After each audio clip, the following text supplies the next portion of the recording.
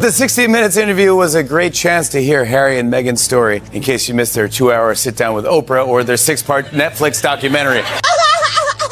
Said, let us have an end to this debate about what makes a good man and be one. There you go. You can use that. Good knowledge. You can use that. That's the part. That's the part we're editing out of this interview. Boy, right there. All right. Very similar to this experience. Unlike what? That's right. You can carry on. You were doing great. You were doing great. No, you're doing great. Like, my life was so hard. Everybody's life is hard. Yeah, you were the prince of a goddamn country who dressed up as a Nazi, and now you're trying to come back as the Pope? Suck it. Queen summoned everyone to a private meeting. Everyone attended except Meghan Markle. And I'll be honest, I don't blame Meghan for not going, because nothing good happens when white people invite you to the countryside. We've all seen Get Out. We know how this shit ends. I am preparing my guests some soul food that my British husband calls a packet of crisps. Can be a tricky dish to master, especially when a packet is being... Oh my God, you've been knocked down by the crisps. So vulnerable. I love it. I'm just down here holding space. And now, the finishing touches. A flower. Oh, and if you don't Google things, you're the only person I can show this to. It's a cat who plays the electric piano. You had to be there. In 2007. She's like, I can't believe they were racist. Wait, the whitest family on the planet. The original motherfuckers. Harry, get your limey ginger ass down here and clear this up! President Trump also announced a new trade deal with the UK that will reopen British markets for American companies. All that Britain demands in return is that we keep these two. No! No! I refuse! I'm sick of it! Now for the tricky part. Place in microwave. What is microwave? I don't think we have any of that. Are you fucking dumb? It's a microwave, silly. Don't talk to me like that, you bitch! I'm a fucking duchess! Shake that off! Oh! Damn! Meghan Markle has now gained a label she never asked for. The most disliked public figure of 2025. Yes, that's real. Meghan Markle rose from a little-known actress to royalty and somehow managed to upset a huge part of the media world at lightning speed. Every comic, every late-night host, every satirist turned Meghan Markle into their go-to joke, and many believe she fully earned it. Today on Famex, we're breaking down the celebrities who helped her gain that infamous title, a title many say fits. Starting with the comic who finally said what people thought but stayed silent about. Chris Rock didn't just joke about Meghan Markle, he dismantled her entire victim narrative in minutes. Gone on Oprah, I didn't know. I had no idea how racist they were. It's the royal family. You didn't Google these motherfuckers? She married into a royal system that's hundreds of years old and then acted surprised when chaos followed. Chris Rock wasn't convinced at all. What the fuck is she talking about? She didn't know. The fuck? It's the royal family. They're the original racists. From the very start, they were trouble. Acting shocked is like joining the mob and then complaining about crime. That's like marrying into the Budweiser family and going, they drink a lot. This motherfucker's invested in slavery like it was Shark Tank. Here's where things got savage. The story about questioning the baby's appearance was framed as racism until Chris Rock stepped in and completely shredded the claim. They're so racist. They wanted to know how brown the baby's gonna be. I'm like, that's not racist. Because even black people want to know how brown the baby gonna be. Basic curiosity was reshaped into a victim narrative, and Chris Rock called it for what it was, fake outrage. Once he said it out loud, everyone followed. Next up, a familiar face. We've seen this moment countless times. Credit to Colin Jost. He was early to call out Meghan Markle's nonsense when others stayed quiet. President Trump also announced a new trade deal with the UK that will reopen British markets for American companies. All that Britain demands in return is that we keep these two. Let's be real, nobody wants them. Not America, not Britain either. That's why they're stuck in between, with nowhere left to go. Elon built electric cars, he's going to Mars. Why isn't he even involving himself with Twitter? It would be like if the Prince of England gave it all up just to marry an actor from Suits. Prince Harry gave up everything for someone most people didn't even know before Meghan Markle. The marriage didn't elevate him, it erased what little relevance he still had. NBC has announced plans for a spin-off to the hit series Suits. It will focus on Meghan Markle's character's struggle to balance her legal career while also caring for an unemployed immigrant. When Saturday Night Live turns your life into a sketch, royalty is over. You've become a cultural joke, and it wasn't the end of it. My brother's fiancée, Miss Meghan Markle, is on the American program Suits. Yes, Wednesdays, 8 p.m., USA Network. The only difference between that show and this is people watch this. Her acting career came from a single show almost nobody watched. That's it. That's the resume people were expected to worship. And that's why the jokes never slowed down. For the kids are being fussy and not going to bed, she puts on an episode of Suits and they're out. So... what are you doing? Ow! Stop it! Things spiraled further when Joe Coy hosted the Golden Globe Awards and went straight after them. Just a great series about a rich, white, dysfunctional family, all scheming. Oh no, that's The Crown. That's The Crown. I'm sorry. Joe Coy summed them up in one ruthless line. Just another wealthy, broken family without any good stories. How great was Imelda Staunton in The Crown? Wasn't she amazing? The portrayal of the Queen was so good. Prince Harry called Hereford and asked her. Award show hosts usually stay neutral. Joe Coy didn't, and people noticed. Turns out Prince Harry and Meghan Markle will still get paid millions of dollars for doing absolutely nothing. And that's just by Netflix. The Netflix deal became a punchline. Millions spent on content nobody could even describe, let alone enjoy. But American hosts weren't finished. Jimmy Kimmel stepped in and ripped apart their favorite talking point. Harry said racism was a big part of their decision to leave, which you know things were bad at Buckingham Palace if they came to America to get away from racism. Meghan Markle and Prince Harry wanted out. Critics say they sold a weak story, running to America and blaming racism for everything. The logic never worked, and Jimmy Kimmel kept going. He then mocked Prince Harry's book Spare on TV. Prince Harry, whose memoir just broke the Guinness record for fastest-selling nonfiction book of all time. The story of Prince Harold and his frozen yogurt slinger is so popular, they're now releasing a version for kids. I don't know if you know about this. It's a twist on The Princess and the Pea. It's called The Prince and the Penis, and it's... Prince Harry's memoir Spare was labeled pure self-pity. Hundreds of pages of complaints from extreme privilege while selling family drama. Jimmy Kimmel made it the joke many felt it deserved. Then Jimmy Fallon jumped in and targeted Meghan Markle's lifestyle nonsense. Why does Meghan Markle make her own pretzel bags? They don't know why. That's interesting. She takes it from one bag and puts it in another bag. Another bag. And that confuses people. This, we're just going to put into a different... The pretzel bag moment became famous for all the wrong reasons. Peak out-of-touch rich behavior tied directly to Meghan Markle. The 60 Minutes interview was a great chance to hear Harry and Meghan's story, in case you missed their 2-hour sit-down with Oprah or their 6-part Netflix documentary. They couldn't stop talking. One interview wasn't enough. Oprah wasn't enough either. The Netflix series still wasn't enough. Then came 60 Minutes. The desperation was obvious, and soon Stephen Colbert joined in too. Meghan Markle has finally revealed why she and Prince Harry call each other M and H. And he'll say M and you'll say H and your friends say M and it just is a thing. It's a thing. And do you both love it? Yes, and I like nicknames a lot. What could it be? A mystery for the ages. Calling each other H&M like a fake brand deal. The nicknames felt forced, trying to look relatable while being the opposite. Trevor Noah took another route. He defended Meghan Markle and aimed his jokes at the royal family. And I know some people are disappointed by the name Archie, but there's one person who's super excited, the Queen. Yeah, because you know for the last 9 months, she's been like, please don't be Jamal, please don't be Jamal, please don't be Jamal. He mocked the royal family openly, calling out long-standing flaws. Trevor Noah wasn't attacking Meghan Markle yet. At that point, she still had his doubt. Queen summoned everyone to a private meeting. Everyone attended except Meghan Markle. And I'll be honest, I don't blame Meghan for not going, because nothing good happens when white people invite you to the countryside. We've all seen Get Out. We know how this shit ends. Give me those keys. Rose, now! Now, the keys! Oh, be careful, bro.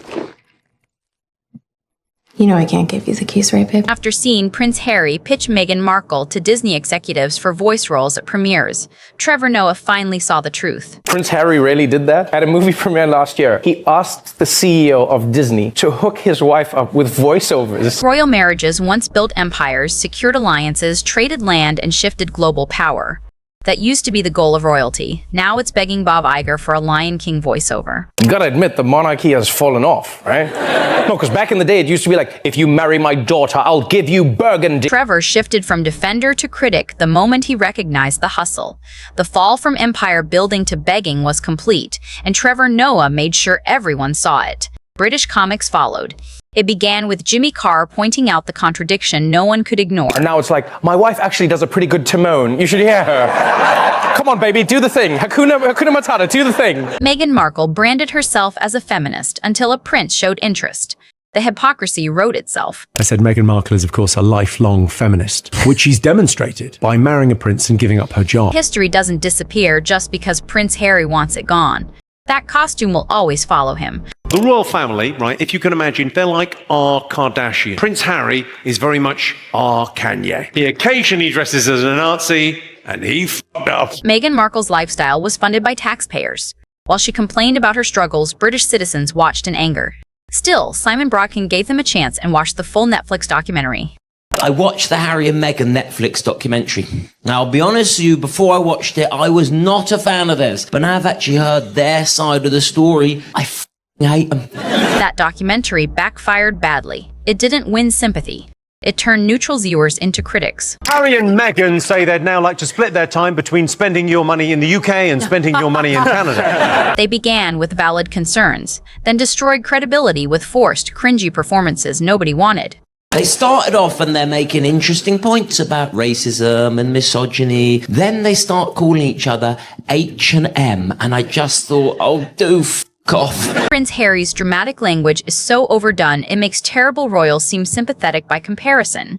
That's rare. Harry starts describing this one date with Meghan as the night, let me quote you here, me and M pulled the pin on a fun grenade. I actually started rooting for Prince Andrew. Royal etiquette isn't complicated. If you're dating the Queen's grandson, learn basic rules before the wedding. Harry says, how do you explain to someone who just started dating that they have to curtsy to your own grandmother? How do you explain that you bow to your grandmother and that you will need to curtsy, especially to an American? Like, that's weird. And I'm thinking, maybe just tell her that your grandmother is the f***ing queen. Creating content so unbearable that people side with critics over safety concerns takes talent. Kelly Osbourne wasn't staying silent either. Yeah, they were very worried about their safety, which I get that aspect of things. After 6 episodes, I wanted to attack. Kelly Osbourne dismantled the Victim Act instantly, reminding everyone that everyone struggles. Complaining from a mansion isn't relatable. It's painful. I think Harry's a twat. He's a whining, whinging, complaining, woe is me, I'm the only one that's ever had mental problems. Past behavior doesn't vanish with par the photos exist and people remember. British comedians took it personally. This wasn't humor anymore. It was rage. They attacked the institution, kept the titles, then fled while playing victims. Some went further, naming the real issue, starting with Bill Maher. Like, my life was so hard. Everybody's life is hard. Yeah, you were the prince of a goddamn country who dressed up as a Nazi, and now you're trying to come back as the Pope? Suck it. Writing a book about hating attention and then touring non-stop to promote it. The hypocrisy was embarrassing. They want it both ways. You know, you can't be, these people were so mean to us and poor us, and we don't want all this attention, and then let me write a book about how much we don't want attention. Queen Elizabeth II understood what Prince Harry and Meghan Markle never did. Real dignity comes from silence, not endless complaints. They just strike me as creatures of that generation. You know, you're just fragile. Just take a hint from the Queen. The recently departed. Never complain, never explain, and rarely be heard speaking in public. Complaining about hardship from a mansion in Montetetto. The blindness to privilege was unbelievable. You're complaining about your hard life, and you're so privileged. It's just so weird. It's ridiculous. I totally agree. Honestly, Bill Maher's point makes sense. Many people feel the same way. No one is bowing just because she says so. Nikki Glaser took another angle and read Meghan Markle perfectly. And I will not bend the knee and just go along with the nonsense. That's what's so annoying about them. The most of all, they insist that you go along with their nonsense and their insanity and their fragility. She found one man, Prince Harry, who could give her more fame than any role. Mission complete. She wants to be famous. She found the guy to make her the most famous in the world, and now she's over there and she's like, oh, this isn't what I thought What's the point of being famous in a castle? Without Prince Harry, Many believe Meghan Markle would be chasing reality TV roles. The marriage was the ultimate career move. Even Conan O'Brien joined in, mocking their wax figures nonstop. If she didn't marry him, she would be on The Bachelor this season. Fighting for Prince. She would be Megan M. from Sherman Oaks barista. She just got lucky. Conan O'Brien managed to roast them without the real people involved, which somehow made it sting even more. Now, I was curious what they did with Harry and Meghan's wax figures, so I found the museum employee who's temporarily storing them. The setup was ideal. Ridiculous enough to laugh at, yet close enough to reality to hurt. Oliver, you have generously offered to keep the wax figures of Harry and Meghan safe. Yeah, that's correct. And if I may, I would just like to say that I'm definitely not using the wax figures for sex. Their image became so absurd that even wax figures turned into jokes. Then he mocked Meghan Markle's failed jam brand. They are in a loving home, and I treat them better than the museum ever did. They didn't appreciate Meghan's soft hands or Harry's supple lips. The jam business summed up Meghan Markle, overpriced luxury nobody wanted while pretending to be relatable. A perfect symbol of disconnect. Then John Oliver joined in. Imagine being roasted by someone as measured as John Oliver. Yes. And he's like, no, I really am a middleman for jars of jam. He works for Meghan Markle. Yes, yes. Really tiny jams, harvestable jams. Yes, exactly. Made from the oils of Montes. When John Oliver says, "You can't change," that's not comedy, that's a judgment. When even neutral voices say it, it feels confirmed. And it didn't stop there. People in her own circles began stepping back. Remember the yoga studio drama? I don't think they will change because I don't think they have the capacity to, but they obviously should. Meghan turns everything into spectacle. Even a workout becomes a purr event. It's like she's performing for an audience that isn't there. Is this true? Meghan Markle has ruined your workout regime. Is this true? If so, Yes, she has. When comedians weren't enough, the internet finished it. Meghan Markle became a living meme. Influencers jumped in, roasting the Netflix series and turning it into parody overnight. Well, she came into New York last weekend, and she went to a yoga place called Moto Yoga, which is my yoga place. It's where I always... It was impossible not to mock. Calling basic actions life-changing while repacking snacks rode the jokes itself. Take the snack out of one bag and then move them into another bag and then label this new bag, even though this bag already has a label. Pouring petals into water to seem fancy says everything. That fake compassion Jordan Peterson called out. Style over substance. Emotion without meaning. Selling emptiness as wisdom. That's when people stop buying the act. How I prepare water for my guests. Some water that I got from the spring in my backyard. Whatever you do, don't use tap water. I'm just gonna sneak a taste. You flower petal. H is always calling water water. The parodies hit hard. Leave the country. Cut off family. Influencers exposed the hypocrisy and turned the brand into viral mockery. South Park saw it instantly and made an episode. Any type of flower arranging is just telling a story. What story do you want to tell? Maybe leave the country. Maybe disown your dad. Be creative with it. Prince Harry's memoir became a punchline. South Park turned his complaints into a lesson on endless whining. So let me start with you, Sam. You've lived a life with the royal family. You've had everything handed to you, but you say your life has been hard, and now you've written all about it in your new book, Where? The setup was flawless. They claimed to want normal lives while chasing media attention nonstop. We just want to be normal people. All this attention is so hard. Isn't it true, sir, that your questionable wife has her own TV show and hangs out with celebrities and does fashion magazines? The contradiction was obvious, begging for privacy while doing interviews and covers. South Park called it instantly. What are you suggesting? Well, I just think some people might say that your Instagram-loving wife actually doesn't want her privacy. How dare you, sir? My Instagram-loving wife has always wanted her privacy. A worldwide privacy tour. The irony wrote itself, and South Park made sure everyone saw it. To hell with Canada! We are leaving! We'll go find some quiet place where we can be normal people! Come on, wife! We want privacy! We want privacy! Claiming to want peace while filming everything. Zero awareness, full hypocrisy. Then Family Guy joined in. Look at this town. There's just something about it. Oh, darling, I think this might be the play. It's so quiet and empty here. If we moved here, then people would think we're really serious about wanting to be... Netflix spent millions on projects no one understood or wanted. The deal became an industry joke. Sir, your millions from Netflix for no one knows what. Put it with the rest of... From royal duties to paid posts for unknown brands. Prince Harry regretting fake freedom is poetic. Then things got dark. Spitting Image delivered brutal takedowns of Meghan Markle, then vanished. Legal pressure was rumored and content was erased, but we found what they hid. Babe, time to do our daily $250,000 sponsored Instagram post for Del Taco. I shouldn't have left the made-up nonsense. Spitting Image opened by mocking Meghan Markle's fake kindness act, talking down to others while calling herself humble. That was the joke. I'm Megan Sussex, and I'm a good person.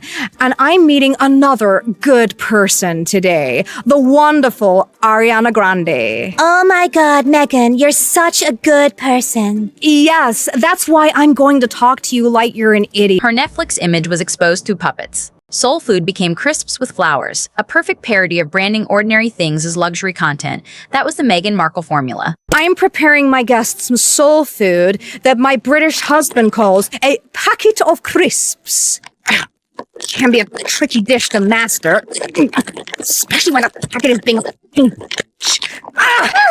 Oh my God, you've been knocked down by the crisps. So vulnerable. I love it. I'm just down here holding space. And now, the finishing touches. A flower. Teaching breathing, decorating everything, calling it love. Another empty act, monetizing basic human life and selling it as insight.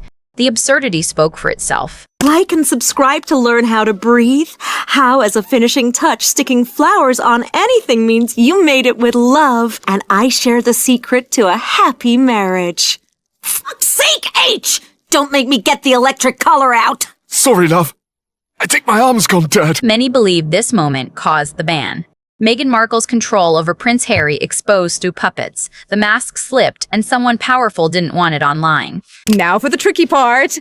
Place in microwave. What is microwave? I don't think we have any of that. Harry? Do we have any microwave? It's a microwave, silly. Don't talk to me like that, you bitch! I'm a fucking duchess!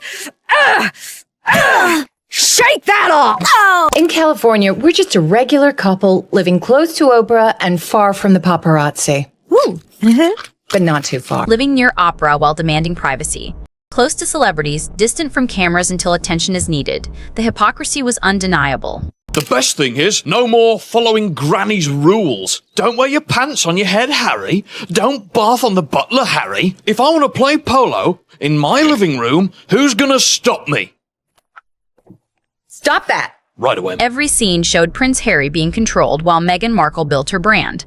The puppet version hit harder than real attacks. Spitting Image is brutal satire, and watching it vanish was shocking. Nothing is proven, but many suspect Meghan Markle's influence. They tried it with South Park and failed. Too big to pressure, so Spitting Image was easier to silence. Erasing clips only made people want them more.